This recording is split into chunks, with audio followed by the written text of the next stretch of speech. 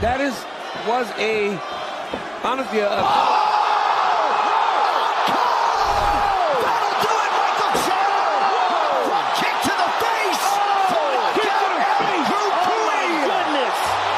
What is up? It is Lucky Punch Sports, and today we're looking at the historic rise and fall and the tragic story of Tony Ferguson.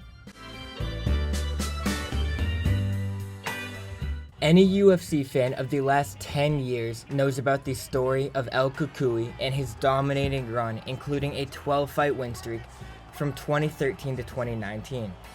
However, ask any new fan about the name Tony Ferguson, and he falls right in line of tragic career downfalls with the likes of BJ Penn. Penn was a former champ who lost 7 fights in a row and ended his career in shame and controversy. Some claim it's CTE, others attribute his unique personality and your relentless drive, but many wonder if Tony will ever be able to leave the cage and career behind. Tony began his long UFC career in 2010 by winning the Ultimate Fighter and earning a contract with the UFC. In 2012, he went through his first UFC loss in a close decision to Michael Johnson. However, for the next 8 years, Tony would become the boogeyman of the lightweight division, beating every single opponent in his way. El Cucuy, the boogeyman, looked to be unbeatable and was flying up the rankings fast.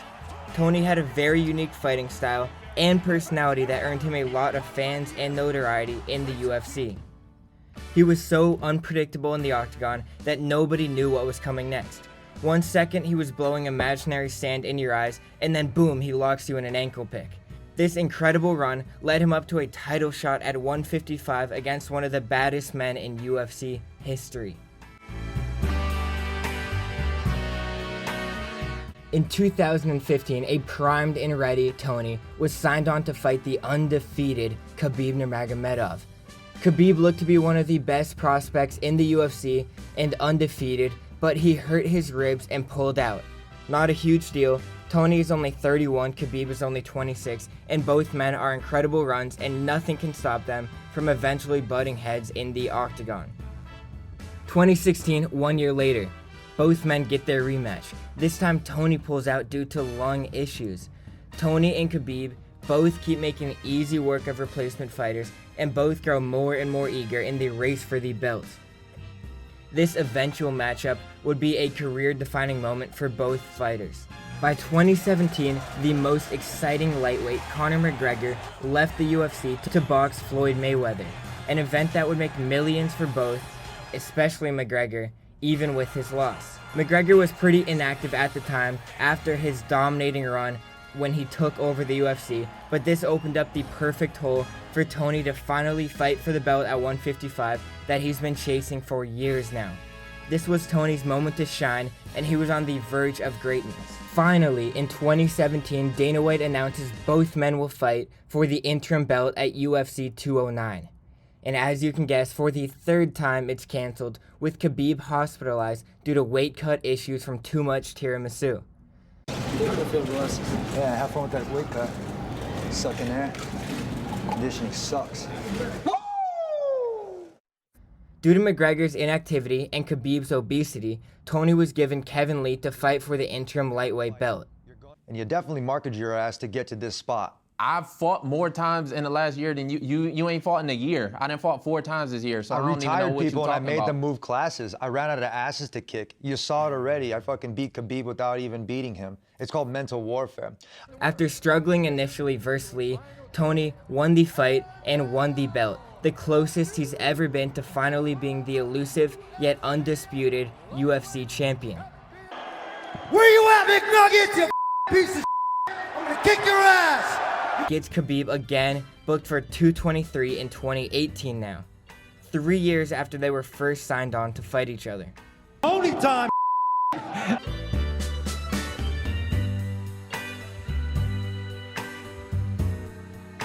Nobody talk about Tony Time, people. I can't wait to shut your face with my hand. I'm gonna knock you out. In the days leading up to the fight, heartbreak unfolds as Tony trips on a wire at a media event and tears his LCL in his knee.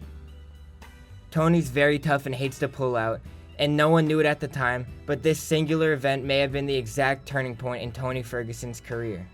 Just days before his championship fight against Khabib, this freak accident once again ended their fight and may have possibly closed the mentally too. At the closest he's ever been to UFC Undisputed Gold, he trips and is too hurt to continue. He is stripped of his belt and lost all of his progress and hard work he worked for over the last few years. Oh, this is a rat race, but I'm no rat. I'm a fucking turtle, Ninja Turtle. So which one's your favorite? I like Michelangelo. He's never been in a street fight, never actually been thrown into a trash can or any kind of like that. So now you're Fight, I can with somebody that you don't want to. I don't have to bring this. Sunglasses. In street fight, I can. You understand? No, Who are you? You never fight in. You American guy. In American, you cannot fight in street. There we go. I am from real mountain. I can eat you in street Here we fight. go. What are you talking? All you Americans, right, that are cheering for this Hey, little I don't care all Americans. They know. Love you. They know where I'm from. I can eat you in street fight. What are you talking about? In 2020, he is finally rebooked for the 5th fight with Khabib. And as you can guess, the fight is cancelled, this time to a worldwide pandemic COVID that traps Khabib overseas. It seems like even God doesn't want this fight to happen. Tony is now 36 and might be the only man in the world ready to ankle pick Father Time. The Khabib rivalry, or the rivalry that never was, is now in the past, and Tony is set up with one of the hardest hitters at 155, Justin Gaethje, all thanks to Khabib. Tony endures a world of damage, and more damage than many fighters endure over their entire career, and was finished in a sad stoppage late in the 5th. Fought so hard not to give up or get knocked out, but he absorbed far too much damage that would have knocked any other man down. He never looked the same after this fight, and even Tony was wondering if that prime CSO champ Tony was still hiding inside him somewhere.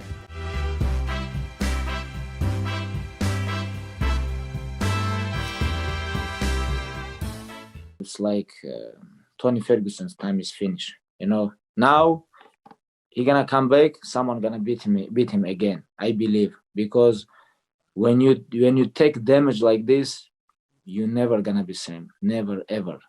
Even if you're Tony Ferguson. That's life. That's life. That's what all the people say. You're riding high in April, shot down in May. But I know I'm gonna change that tune when I'm back on top in June. I said that's life. That's life. And as funny as it may seem, some people get their kicks stomping on a dream. But I don't let it get me down. 'Cause this fine old world, it keeps spinning around. The Gaethje fight marked the beginning of the end, as Tony never seemed to recover from that beating. There was a clear decline that many marked down to the knee injury, followed by the Gaethje beating, and he went from 13-1 before the injury to 2-8 afterward. Michael Chandler then gave Tony one of the hardest front kicks in the face that knocked Tony out and sent Tony and his career on a losing spiral. I'm gonna be real. You got this shit handed to you. You got Dana White privilege. Tony. Thanks, Dana. These losses were a stark contrast from his prime, and although many were surprised to see him on a losing run, not many were to see his form and physicality were weakened after his injuries and beatings he earned. With each defeat, Tony grew more heartbroken and more frustrated than ever. He was so close yet so far. His body just broke down much faster than his mind, and he fought in loss after loss, looking worse and worse each fight against worse and worse competition. Tony went from a fan favorite title challenger to many seeing him as a joke and an old man that needs to retire. His fights were now seen by fans as depressing and laughable. Everyone lost interest in Tony, and many only tuned in to watch him extend his losing streak. Successive losses to Bobby Green, Paddy Pimblett, and Michael Chiesa marked the end of Tony's run, and everyone agreed it was time for a long overdue retirement. Even drawing to motivational athlete David Goggins to corner his fight, Tony looked to improve his mental toughness, something nobody thought he needed help with. Even after breaking the record of the longest UFC losing streak at 8 in a row, Tony still won't officially admit that he's done. His heart is still there and he doesn't want to drop the gloves for the last time. I don't want to retire, I really don't. But I love the UFC and I don't want to go anywhere else. So I'm not going to put both gloves down. I'm going to put one. And I'm going to keep the other one just in case. Tony was a pioneer and legend in the lightweight division.